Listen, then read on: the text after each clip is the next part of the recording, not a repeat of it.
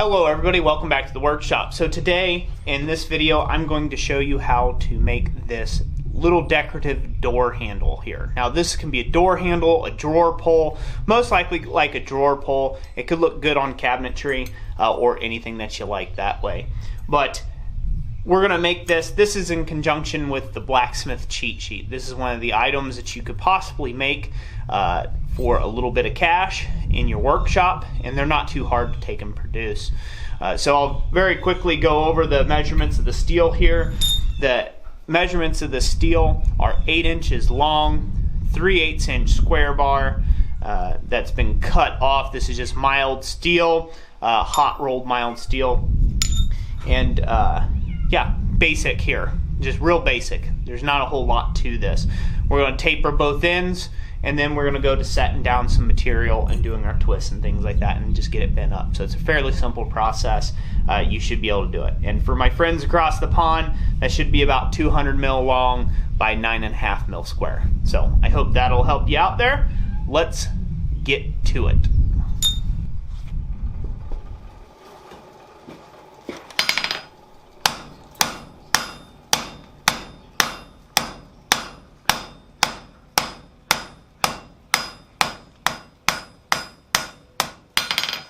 First step in that process, you want to take and drive a point. Now this point needs to be approximately 1 inch long on this 3/8 inch material. Now, or 25 mil long, if you will. Now the next step in this process, we'll come over here to the flat of the anvil and we will put in a set down just behind, get Mr. Thing here, just behind where this taper started. So we'll put it right here on the near side of the anvil using half on, half off blows as illustrated with the hammer here. And we will drive this mass of material down, flattening out what will become our leaf section. You don't want to drive it down too deep at first until you start spreading it. We don't want to go over half the thickness of the material. So you don't want to take and flatten this thing all the way down to nothingness, because then it'll break off later on. We only want to take and flatten this enough to start getting our general leaf or spade in shape. We're going to turn it up on the diamond.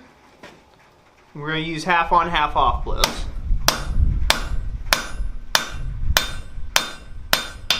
Now you're going to see that leaf shape starting to take place.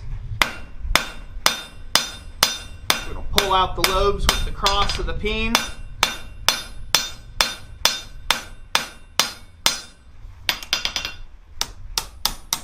And if you can see, I've kept this on the diamond. This is important. Now if you notice, this doesn't look anything like the other one, and the reason why it doesn't look anything like the other one is because that I went for a little longer leaf. So this shows you two different types. There's a leaf end, which is like this, and then there's a spade end that is more like this. So you can do either or. It doesn't really matter. I'm going to do them like this further on. So yes, it won't match, but that's okay. I'm not trying to sell these or anything. This was just so this way I can show you what can be done. So I will be doing spade ends like this. You can do leaf ends like this if that's something you're more comfortable with, but the process is the same. So I'm going to go ahead and do the other end. I'll do that off camera now, and then we will go to the actual portion of twisting them up. I will not be repeating any of the steps in this process, because once you've got one end figured out, you can make a slew of them and just keep doing them. Work all on one end across however many bars or pairs that you have of material, and then do the opposite side the same way as you did this side before. Hello everyone, I hope you're enjoying this video. So I want to take a real quick moment to tell you about our website, blacksmithpdfs.com. If you'd like to take and support videos like this and future videos and be able to become a friend of the channel and really help us continue to produce free and educational content, a great way for you to do that is to go over to our website, blacksmithpdfs.com, and consider purchasing either a power hammer plan, a power hammer plan bundle, or some of the other various tooling plans that we have to help you as a blacksmith on your journey. There is also a lot of great ebooks, and there's going to be a lot more around business and the business side of blacksmithing, helpful ebooks and e-courses that you'll be able to take over there on that website. So make sure that you check back in often, as we will constantly be adding and updating that site with more and more things. Right now we are keeping the Power Hammer Plan Bundle at a locked-in figure, so this way that every time we add something to the site, it just sweetens the pot even more. So if you haven't been over in a while, please go check it out over at blacksmithpdfs.com. The link for that will be in the description. Now let's get back to the video. So now that we have this made, the spades on both ends of this leaf, now we need to take and create this twist.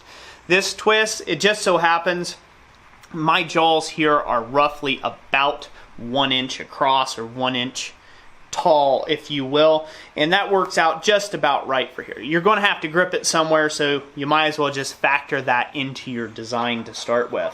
What we're going to want to do when I bring this piece out, we're going to want to grip it just below, just above where this spade end is, or this leaf end is, and then we will want to do the same on the other end. Just so happens this plumbing wrench, this F-wrench, it's got about a 3/4 jaw, or really close to the same here as what my vise does, and so we will be able to take and get roughly that same kind of look on both sides there of the piece.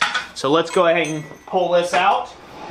You want to take and be fairly quick about this, and you want to do it in a controlled manner. So you want everything to be nice and hot and equal in heat if you can. Get this good hot a little more. Okay? You want it to be as equal a heat as you can. We're going to pull it up to the bottom of the jaw. Try not to waste too much time. Grab it down here as well. You just give it a little bit of space, and then you want to go ahead and give it a twist. Don't be shy about twisting this. You really want to go to town. It just kind of makes a really nice look, in my opinion. So we'll just go to there, and now we will have a problem, and you'll see this here in just a second. Now you'll see the problem of if you take too long. Down here started to cool and contract before this finished twisting. But that is not an issue. What we will do is we will heat this back up. We'll heat this end more than this end, and then we'll just keep giving it a little bit of a twist. Now, if you don't get your twist completely even, don't worry about it, because by the time you bend this around, it's going to be kind of hard to tell what is kind of uneven about it, since it's not all in the same plane. So we'll get this hot again, just on this end, and finish giving it a twist. Alright, I'm going to clamp the colder end down in the vise, if I can. Get a bite there. And I'm going to reach up here on this hot end and finish giving this a twist. So come up here. Again, you don't want to take a ton of time, and you just want to match it to the twist that's down below, if you can.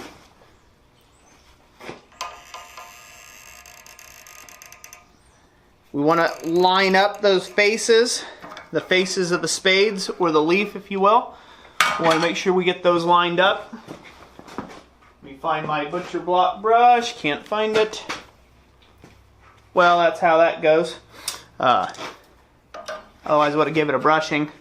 But that's how you'll make that twist there. So now we've got that twist in there. Just like so. Came out pretty good. Again, if you feel like one end needs to be twisted a little more or a little less, you can always back it off or tighten it up and play with it there. So now that we got both things in plane, now it is time to take and forge these down. We'll do that over at the anvil. So we've taken a localized heat just right out on the spade end, and we're just going to take and bend it straight back. And the goal here is to create about a 45-degree, if you will, that will become the flat part that'll lay on the actual cupboard or drawer or whatever you're doing there. So we want to keep that nice and straight. If you get any sort of twisting or weirdness with it, you can always come in now with a little wooden mallet and just clean anything up that's out of ordinary or that's not quite straight. Again, you want to be careful of your twists now, because once those twists are in there, we want to keep those nice and straight. So I will go ahead and do that for the other end, and then we will go ahead and give it a bend.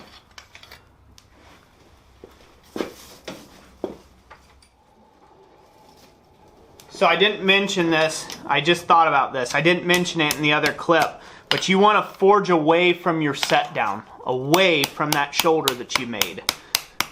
That offset, if you will, with the half on half off blows. That's what allows this to lay flat. If you do it the opposite way, you'll end up getting a bend. You'll end up getting a buckle in the piece, and you'll know that you've went the wrong way with it. But we want to take and forge that, again, like I said, in a flat orientation away from your shoulder. Get that cleaned up. And there we have it. So now, last step in this process. Now, I recommend drilling the holes. I recommend just drilling these holes after the whole bracket is made. It's just easier. If you want to take the time to punch them, go ahead, but it can be kind of a pain once you get this shape made. So I just drill them. That's what I recommend. It's quicker and it's more cost effective that way, in my opinion. So now we will go over the horn, and we will give this thing some shape as a door handle. Now, it's important to point this out at this stage before I even go over there. You want to give it more of a tight bend in here. So your tight bending is going to come here and over here. It's not in the dead center. So we're going to focus on this portion here to bend it tighter, and bend this tighter, and let this come up to the middle, come up to where the other two bends are. You'll see that in just a second. Let's get that done.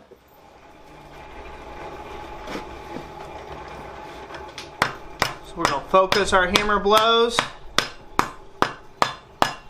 on that end.